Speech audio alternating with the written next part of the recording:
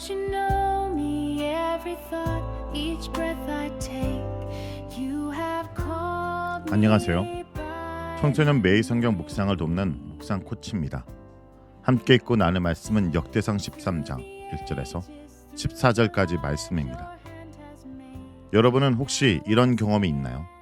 누군가를 도와주려고 했는데 오히려 일이 더 꼬였던 경험들, 좋은 마음으로 시작했는데 오히려 결과가 더 안 좋았던 일들이 있을 것입니다.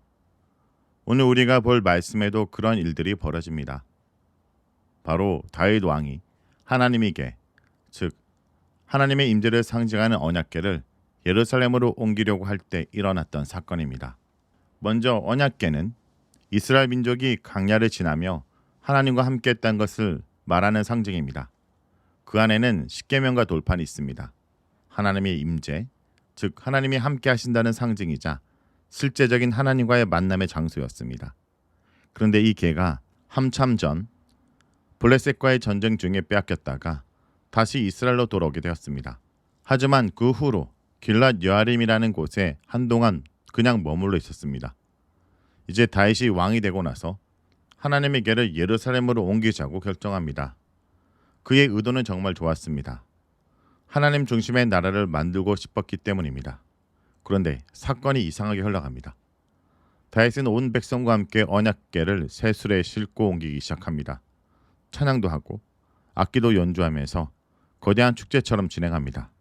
그런데 궤를 운반하던 중 소가 뛰자 언약궤가 떨어진 것입니다. 그 순간 우사라는 사람이 궤를 붙잡습니다. 그런데 그 자리에서 죽게 됩니다. 하나님이 진노했습니다. 다윗은 이것을 보고 당황합니다.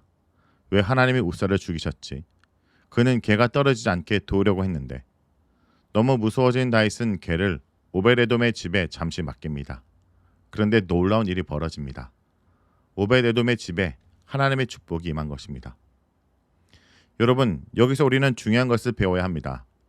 하나님을 위한 마음, 열심, 열정도 중요하지만 하나님의 방식으로 해야 합니다. 하나님은 이미 언약궤를 어떻게 옮기라고 명령하신 적이 있습니다. 민수기 4장을 보면 레위인이 어깨에 메고 옮겨야 했습니다. 그런데 다윗은 블레셋 사람들처럼 수레에 실었습니다. 세상의 방법을 따라 하나님의 일을 한 것입니다. 우사는 좋은 의도로 궤를 붙잡았지만 하나님의 거룩함 앞에서 그의 손은 허용되지 않았습니다.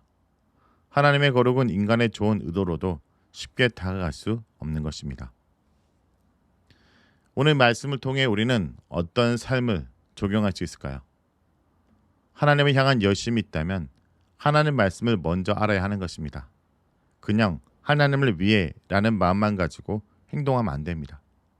교회에서 봉사를 하거나 친구에게 복음을 전할 때도 하나님의 방법으로 성경 말씀을 따라 해야 합니다.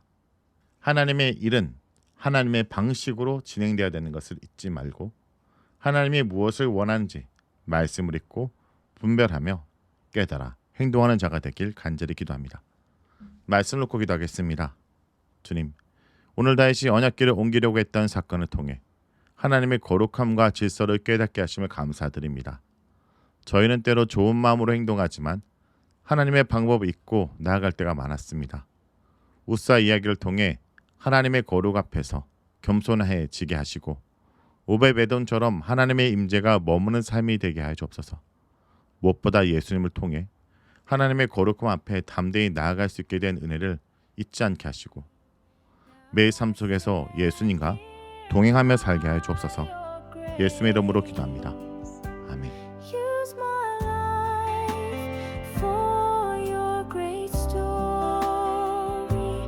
Let your kingdom flow through me.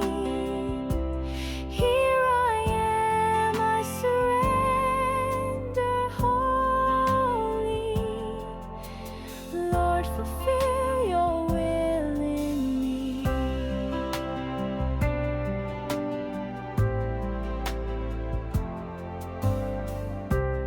You remember every name throughout the years, every heart you hold so dear.